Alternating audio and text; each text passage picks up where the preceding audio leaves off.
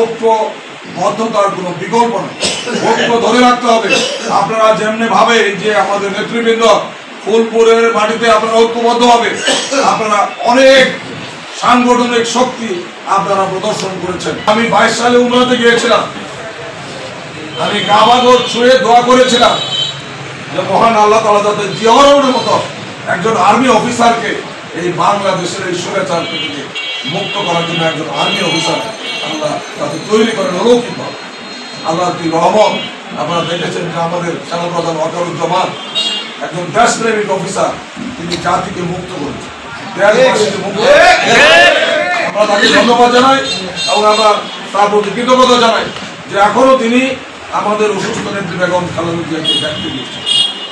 তিনি ম্যাডামের স্বাস্থ্যের খোঁজখবর নিয়েছেন এবং তিনি ম্যাডামকে আশ্বস্ত করেছেন এবং তিনি ম্যাডামকে ক্যান্টনমেন্টে সশস্ত্র বাহিনী দিবসেও দাওয়াত দিয়ে নিয়ে গিয়েছেন।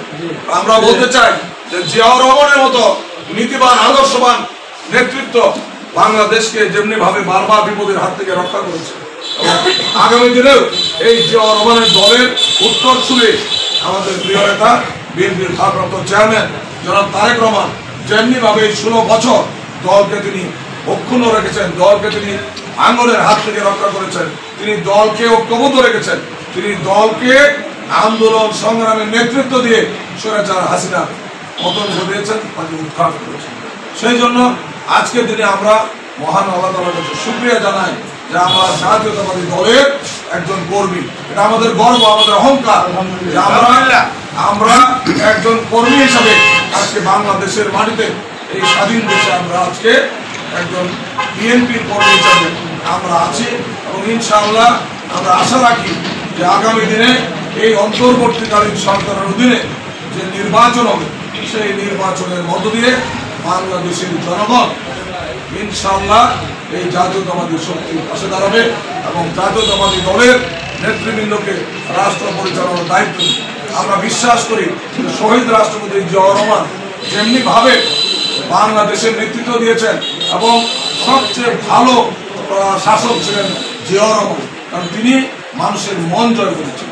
এবং পাশাপাশি আজকে এই জনগণ যদি আবার আমাদের প্রিয় জনাব তারেক রহমানকে রাষ্ট্র পরিচালনার দায়িত্ব দেন, আমাদের দৃঢ় বিশ্বাস জিয়াউর রহমান যেমনি ভাবে দেশের নেতৃত্ব দিয়েছেন এবং বিদেশে নেতৃত্ব দিয়েছেন, তেমনি ভাবে তারেক রহমানও দেশেরও নেতৃত্ব দিবেন এবং সারা বিশ্বকেও দিবেন। আমি বক্তব্য দীর্ঘায়িত করতে চাই না, আমি শুধু বলতে চাই আপনাদেরকে যে ঐক্যবদ্ধতার কোনো বিকল্প নেই। ঐক্য ধরে রাখতে হবে। আপনারা যেমনি ভাবে যে আমাদের নেতৃবৃন্দ ফুলপুরের মাটিতে আপনারা ঐক্যবদ্ধ হবে, আপনারা অনেক সাংগঠনিক শক্তি আপনারা প্রদর্শন করেছেন এবং আমরা বিশ্বাস করি যে আগামী দিনেও আপনারা ঐক্যবদ্ধ হবে এই সংগঠনকে আপনারা শক্তিশালী করবেন, নেতৃত্ব দিবেন এবং সাংগঠনিক যে কাজ আমরা অচিরেই আমরা দ্রুত সময়ের মধ্যে সাংগঠনিক কাজ শুরু করব।